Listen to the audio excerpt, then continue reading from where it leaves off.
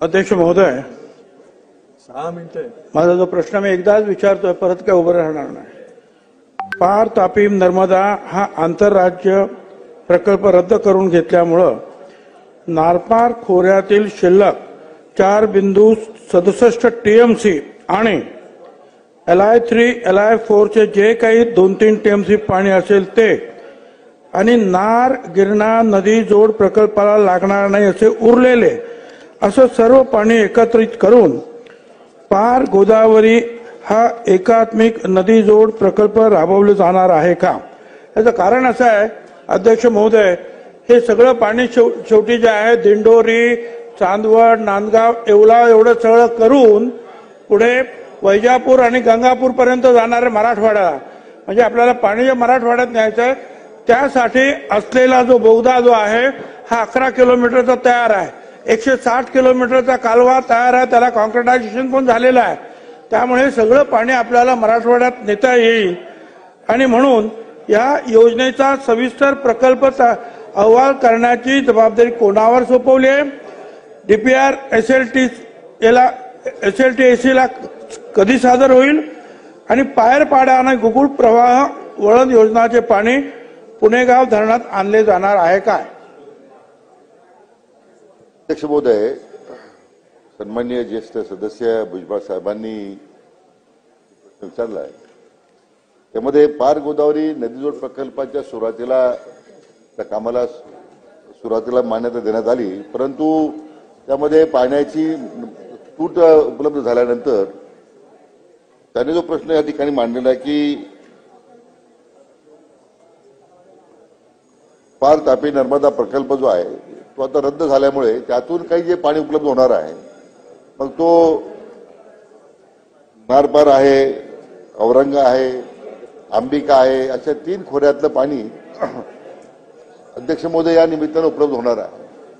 आणि त्यामुळे जी आपली भावना आहे की तीच शासनाची की या तुटीच्या खोऱ्यामध्ये, गोदावरी खोऱ्यामध्ये पाणी जाण्यासंदर्भात याचे सर्वेक्षण आदेश दिलेले आहेत। हायड्रोलॉजी डिपार्टमेंटला त्या ठिकाणी सांगण्यात आलेलं आहे। तरी तो कालावधी जास्त करून 12 महिन्यात आम्ही देतो असं म्हटलं होतं। आता नवीन जे तंत्रज्ञान आलेलं आहे, आता ड्रोन सर्वे करू शकतो आपण, आर्टिफिशियल इंटेलिजन्सचा वापर करू शकतो, यामध्ये तो कालावधी कमी करून आपल्याला सर्वे किमान 3 महिन्यात पूर्ण करता आला पाहिजे। आता जुन्या पारंपरिक पद्धतीने सर्वे करण्याची आवश्यकता नाही आहे, कालावधी कमी करता येतो, त्यामुळे खर्च आपल्याला कमी त्या प्रकल्पाचा खर्च कमी करता येईल। परंतु अध्यक्ष महोदय, या बाबतीमध्ये जी काही उपलब्ध पाणी 9.76 टीएमसी साधारण उपलब्ध होणार आहे ते संपूर्ण या खोऱ्यामध्ये देण्यासंदर्भात शासनाची भूमिका जी आहे, जी आपण या ठिकाणी मागणी केली ती शासनाची भूमिका आहे। हे पुणेगाव धरणामध्ये तुम्ही आणणार काय? पायरपाडा आणि गुगुळ?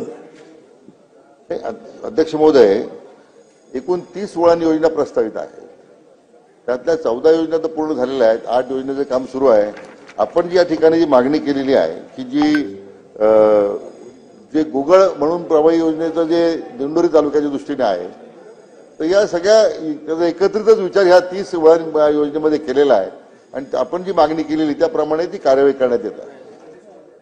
अध्यक्ष महोदय, याचबरोबर 35 मध्ये शेतकऱ्यांच्या बाबतीत म्हटलंय कांद्यांचा आमचा या कांद्याचा भाव आमचा पूर्णपणे घसरलेला आहे। मी मुख्यमंत्र्यांना सांगितलेलं आहे की बाबा हे जे काही त्याच्यावरचं जे निर्यात शुल्क जे आहे हे माफ जर केलं तर आमचा हा प्रश्न जो आहे हा सुटू शकतो, त्याच्यामध्ये त्यांनी लक्ष द्यावं अशी माझी विनंती आहे।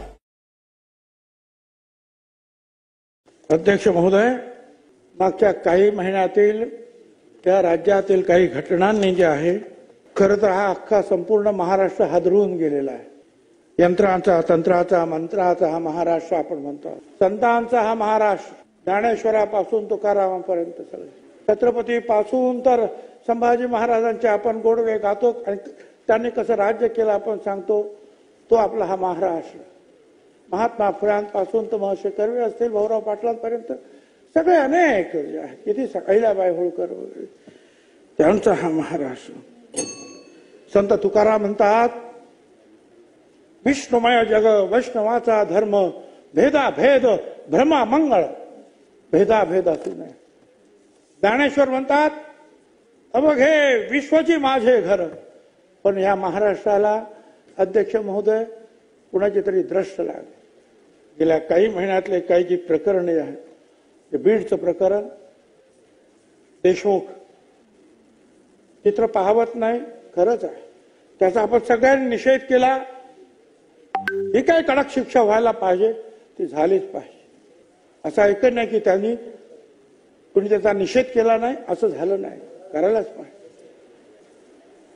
पण अध्यक्ष महोदय, परभणीमध्ये जे आहे बाबासाहेब आंबेडकरांचं जे आहे तिथे असलेलं संविधान, आपण संविधानावर चर्चा करणार, ते एक संविधानाची मोडतोड केली, कुणीतरी केली म्हणून आंदोलन झालं.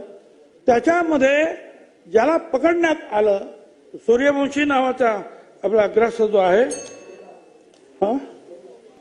सोमनाथ सूर्यवंशी, त्याला पोलीस कस्टडीमध्ये तो मृत्यू पावला. त्याची आपण चौकशी करणार नाही का? आणि मला आश्चर्य तेव्हा वाटलं की ज्या वेळेला बीडच्या प्रकरणामध्ये आवाज उठवणारे आपली सगळी माणसं म्हणतात की जाऊ द्या, त्या प्रकरणामध्ये त्यांना आपण दुर्लक्ष करायला पाहिजे, माफ करायला पाहिजे. का? ती माणसं नाहीत, तो मागासवर्गीय आहे म्हणून, दलित समाजाचा आहे म्हणून, माणूस आहे ना, संविधान सगळ्यांसारखी सारखं आहे ना. महाराष्ट्र माझा, माझा महाराष्ट्र नाही.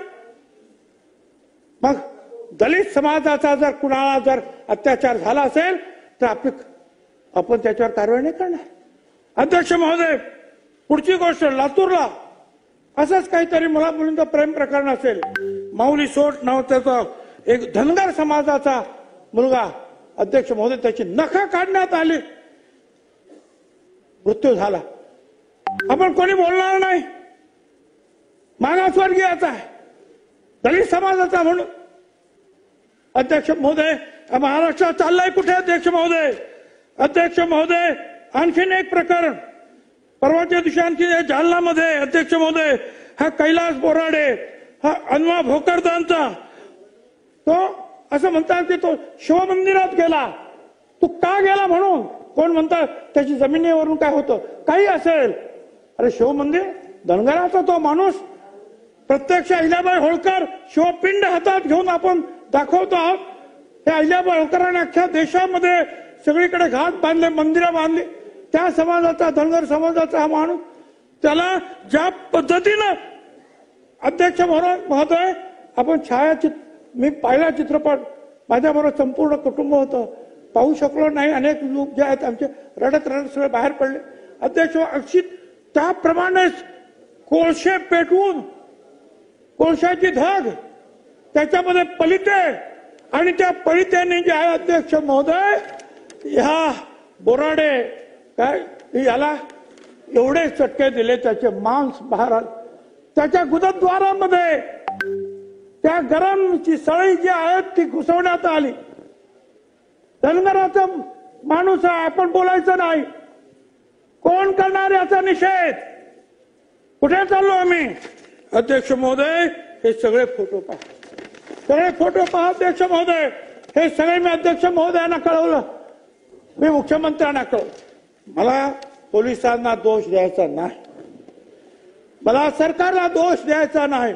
मला फक्त एवढंच म्हणायचं आहे की महाराष्ट्र कुठे चाललाय हा फक्त त्या पोलिसांचा प्रश्न नाही, सरकारचा नाही. सगळ्या महाराष्ट्रातील सर्व समाजाचं, सर्व जनतेचं हे सार्वभौम सभागृह आहे.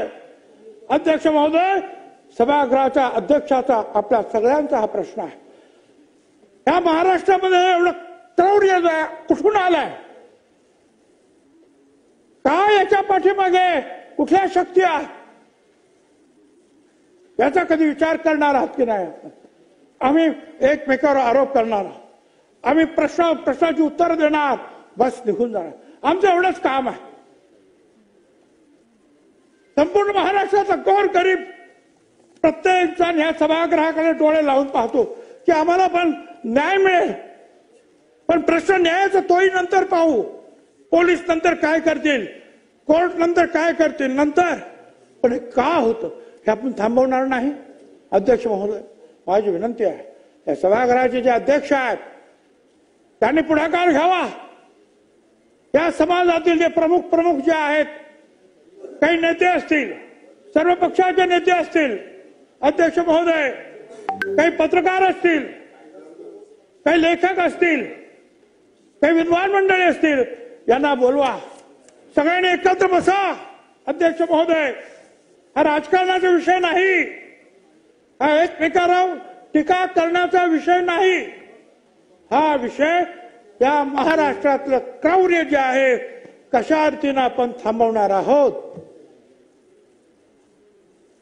हे का निर्माण झालं, कधीपासून निर्माण झालं, कुठल्या भागामध्ये हे विषय वाढीला लागले आहेत.